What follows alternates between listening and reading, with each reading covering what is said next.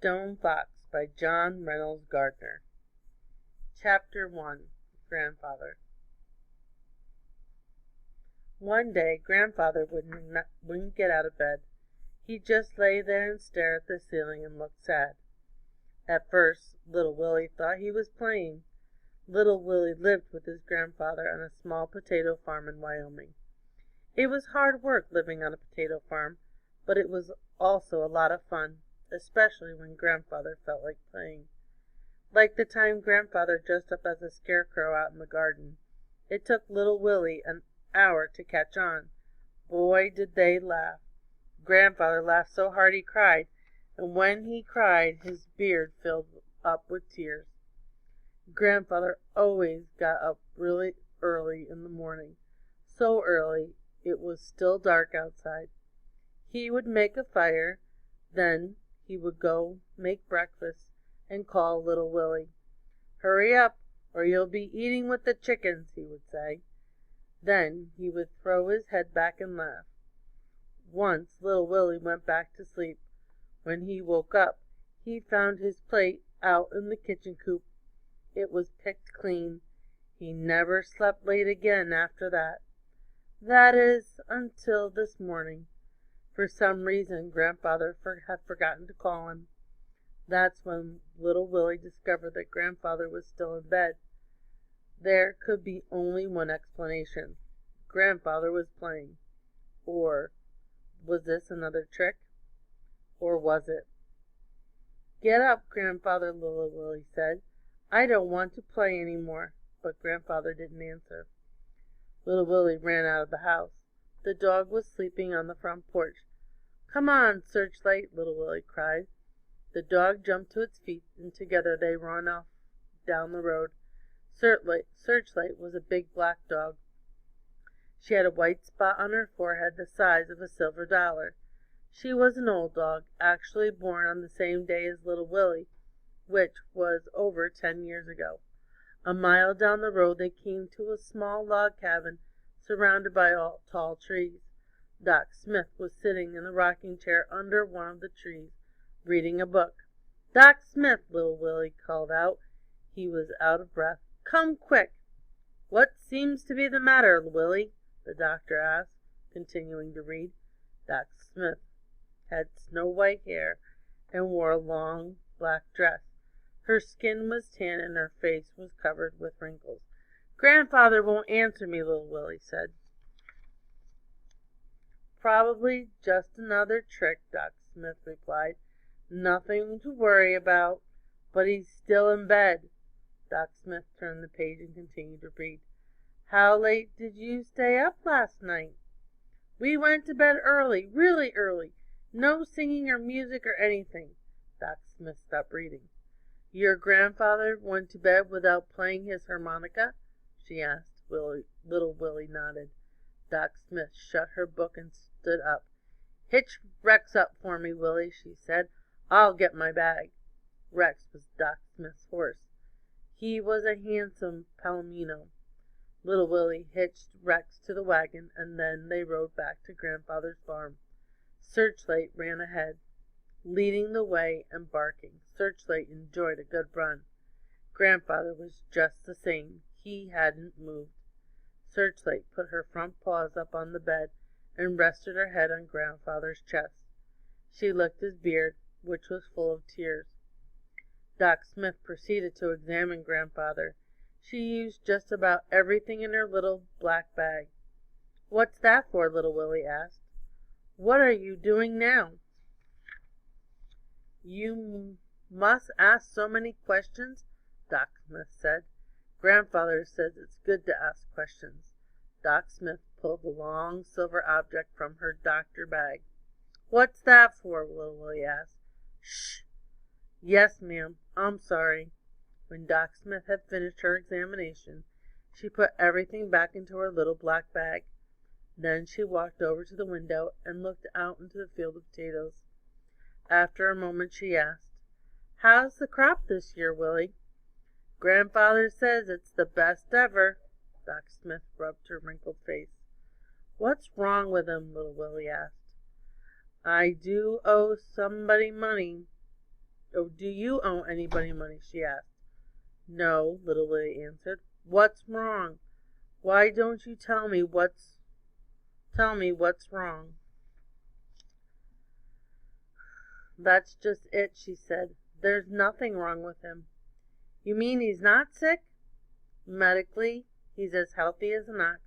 You could live to be 100. He could live to be 100 if he wanted to. I don't understand, little Willie said. Doc Smith took a deep breath, and then she began. It happens when a person gives up on life, for whatever reason, starts up here in the mind first, and then it spreads to the body. It's a real sickness, all right, and there's no cure except in the person's own mind. I'm sorry, child, but it appears that your grandfather just doesn't want to live any more. Little Willie was silent for a long time before he spoke. But what about fishing and the rodeo and turkey dinners? Doesn't he want to do those things any more? Grandfather shut his eyes. Tears rolled down his cheeks and disappeared into his beard. I'm sure he does, Doc Smith said, putting her arm around little Willie. It must be something else. Little Willie stared at the floor. I'll find out. I'll find out what's wrong and make it better. You'll see. I'll make Grandfather want to be alive again. And Searchlight barked loudly. Chapter 2. Little Willie. A 10-year-old boy cannot run a farm. But you can't tell a 10-year-old boy that, especially a boy like little Willie. Grandfather grew potatoes, and that's exactly what little Willie was going to do. The harvest was just a few weeks away, and little Willie was sure that if the crop was a good one, Grandfather would get well. Hadn't Grandfather been overly concerned about the crop this year? Hadn't he insisted that every square inch of land be planted? Hadn't he gotten up in the middle of the night to check the irrigation? Gotta be our best ever, Willie, he had said, and he had said it over and over again. Yes, after the harvest everything will be all right. Little Willie was sure of it, but Doc Smith wasn't. He's getting worse, she said 3 weeks later. It's best to face these things, Willie. Your grandfather is going to die. He'll get better, you'll see. Wait till after the harvest. Doc Smith shook her head. I think you should consider letting Mrs. Peacock in town take care of him. I think she does other sick folks. He'll be in good hands until the end comes. Doc Smith stepped into the wagon. You can come live with me until we make plans. And she looked at Searchlight. I'm sure there's a farmer in these parts who needs a good work dog. Searchlight growled, causing Doc Smith's horse, Rex, to pull the wagon forward a few feet. Believe me, Willie, it's better this way. No, shouted little Willie. We're a family, don't you see? We gotta stick together. Searchlight barked loudly, causing the horse to rear up on his hind legs and then take off running. Doc Smith jammed her foot on the brake, but it wouldn't do any good. The wagon disappeared down the road in a cloud of dust. Little Willie and Searchlight looked at each other, and then little Willie broke out laughing. Searchlight joined him by barking again. Little Willie knelt down and took Searchlight by the ears and looked directly into her eyes. She had the greenest eyes you've ever seen. I won't ever give you away, ever, I promise. And he put his arms around the dog's strong neck and held her tightly. I love you, Searchlight, and Searchlight understood, for she had heard those words many times before. That evening little Willie made a discovery. He was sitting on the floor of Grandfather's bed, playing the harmonica.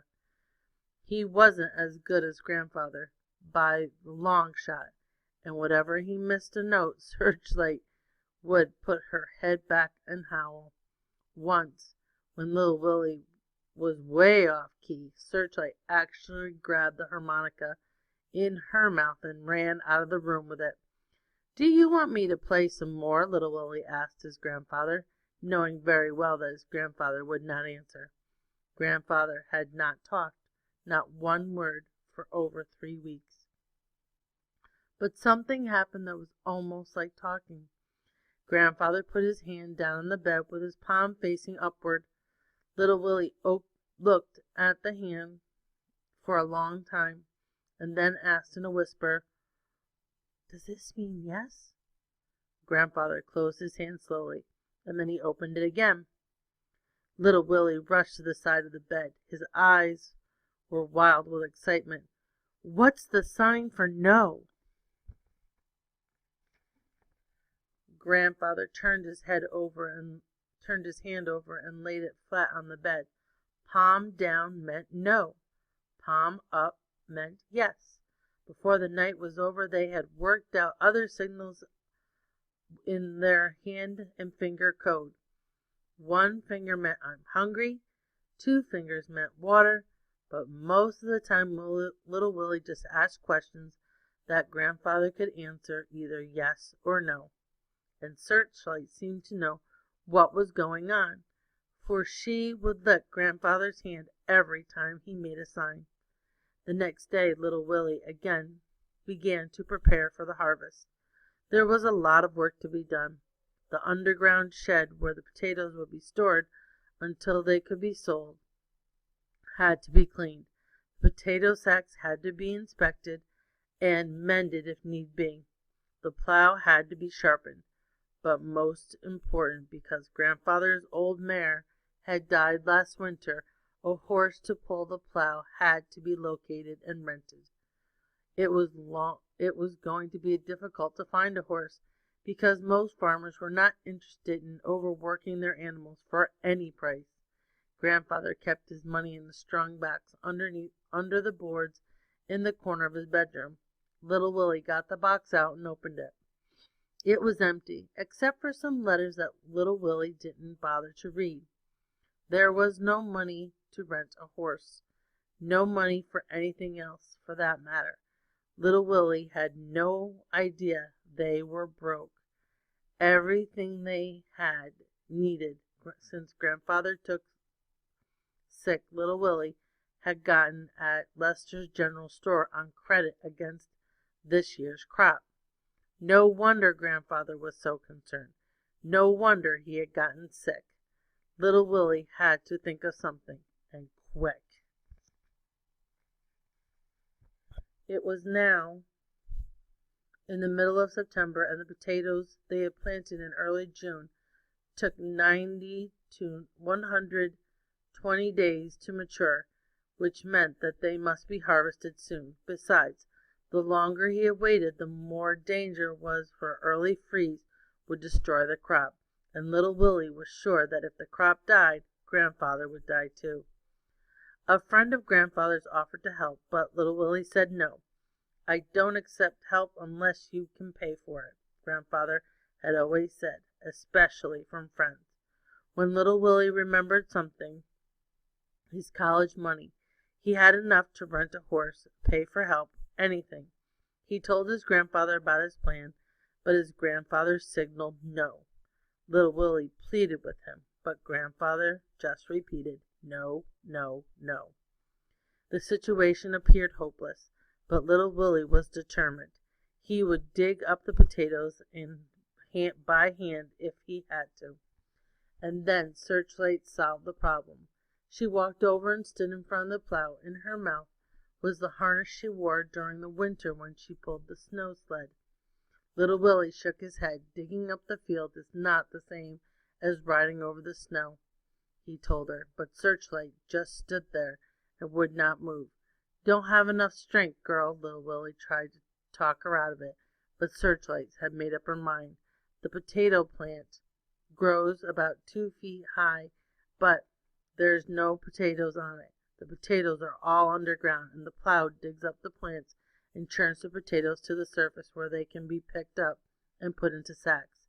It took little Willie and Searchlight over 10 days to complete the harvest, but they made it. Either the dirt was softer than little Willie had thought, where searchlight was stronger because she had actually seemed to enjoy herself.